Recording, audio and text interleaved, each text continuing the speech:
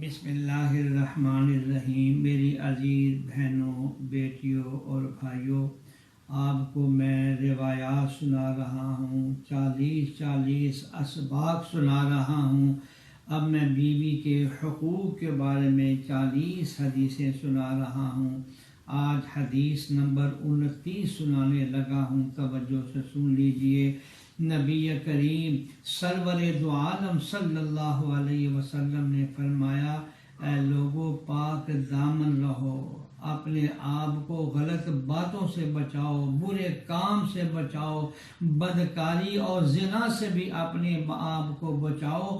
اور فرمایا، اگر اے مردو تم پاک دامن ہوگے تو یاد رکھنا تمہاری عورتیں بھی، بیویاں بھی پاک دامن رہیں گی۔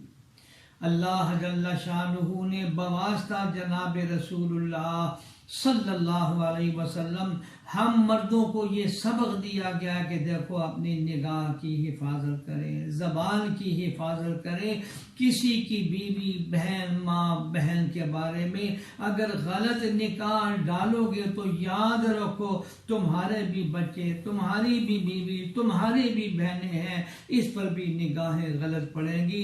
اگر تم نے اپنے آپ کی اور اپنے نگاہوں کی حفاظت کر لی، اپنے آپ کو برے کاموں سے بچا لیا ہے، فحاشی سے بچا لیا ہے، عریانی سے بچا لیا ہے، بدکاری سے بچا لیا ہے، تو یقین کر لو کہ اللہ جل شانہ تمہاری بیوی کو بھی پاک دامن رکھیں گے، وہ بھی گناہ سے نفرت کرے گی، اور تمہاری بیٹیوں کو بھی اللہ جل شانہ اس گناہ سے محفوظ رکھیں گے۔